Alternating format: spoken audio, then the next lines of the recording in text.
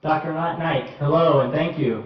My name is John. I'm a doctoral student here at Oxford and I'm from the USA. My question has to do with persecution, specifically how former Muslims are sometimes killed if they have chosen to leave Islam, deciding that another religion is more true. For example, my girlfriend is Turkish and she lives in Turkey.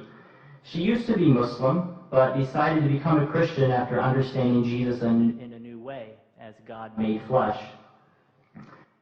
She has had fears in the past that she may be harmed or even killed for her decision.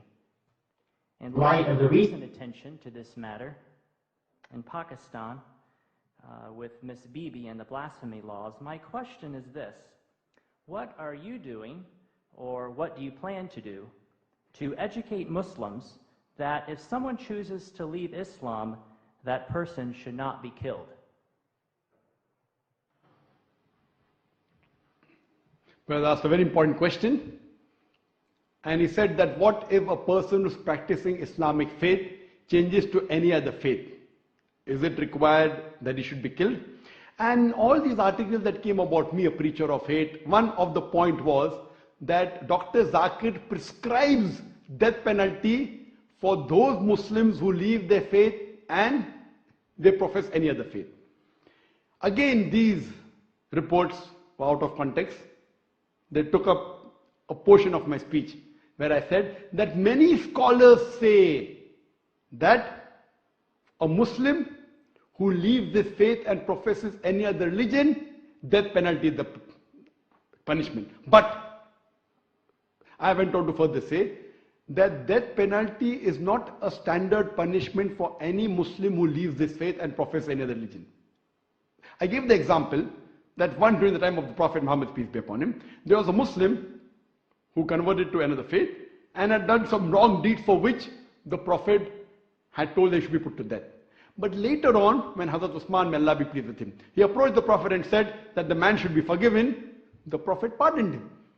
This incident proves that death penalty is not the standard rule for any Muslim who changes his faith. If he does some act which requires to be punished by death, depending upon the act he has done.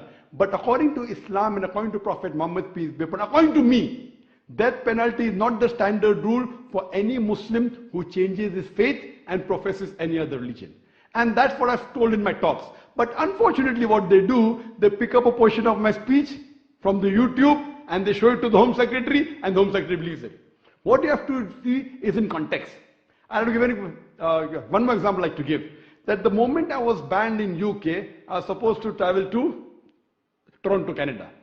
Immediately when the ban was effected, even my visa for Canada was cancelled. They also had a 5-year visa. And I heard on the Toronto news, it says, here the preacher of the preacher of hate. Hear what he says. And then they show my clipping. That when you beat your wife, don't beat on the face, point number 1. When you beat, you should not leave a mark on the body. Finish. Now they are showing a clipping, a portion of my answer. Anyone who hears these two statements, when you beat your wife, don't beat on the face. When you beat, do not leave a mark on the body. A person will think that Zakir is showing how to beat your wife without leaving a mark. It was a portion of my answer when a non-Muslim asked the question that doesn't the Quran say that you should beat your wife? And I said the Quran says in Surah Nisa, chapter number 4, verse number 34.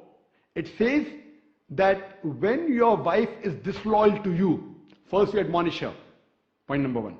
Admonish her first. Then you stop talking to her. Then stop sharing her bed. Then you can beat her lightly. The Arabic word is daraba. And when someone asked Ibn Abbas, may Allah be pleased with him, the companion of the Prophet, he said it means like beating with a toothbrush. And further the commentary says, so the Prophet said, when you beat your wife, you should not beat on the face, point number 1. Beat her in such a way that there is no mark left on the body. So this part was shown, and I continued.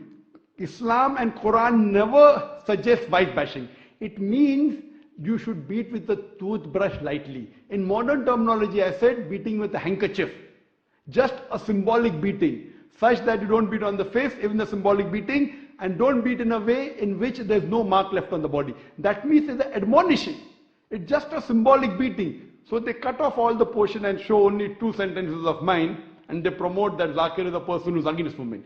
So these things were also done regarding the death penalty for a person who changes the faith from Islam. But as I told you, in Islam, the standard rule is not death penalty for a Muslim who changes his faith to any other religion. Hope that answers the question.